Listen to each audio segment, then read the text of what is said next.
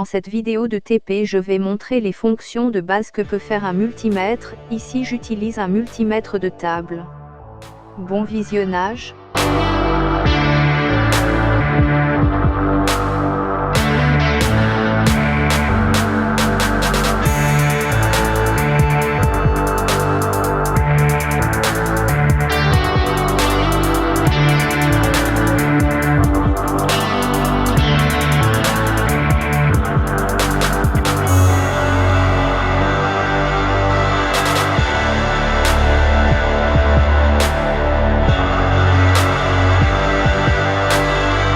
Pour une mesure de tension sur le multimètre, on se branche sur les bornes V et COM du multimètre.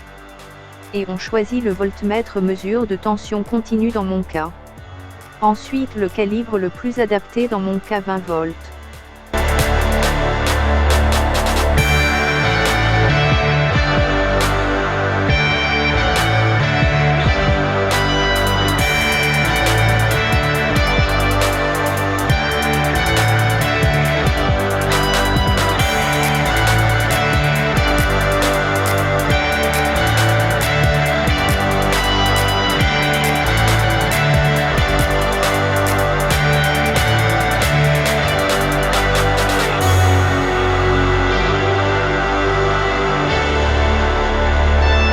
Pour une mesure d'intensité sur le multimètre, on sélectionne ampéromètre courant continu. Et on choisit le calibre 10 A. Pour les branchements, on se relie aux bornes A et COM du multimètre dans mon cas. Dans le cas où on mesure des intensités en milliampères, on se branche sur les bornes petit m grand A et COM et on choisit un calibre adapté.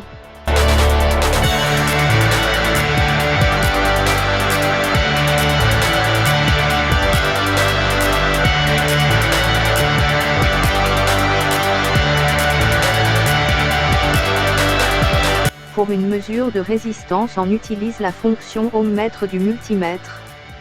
Pour cela, on choisit le calibre le plus adapté et on relie sa résistance sur les bornes oméga et COM.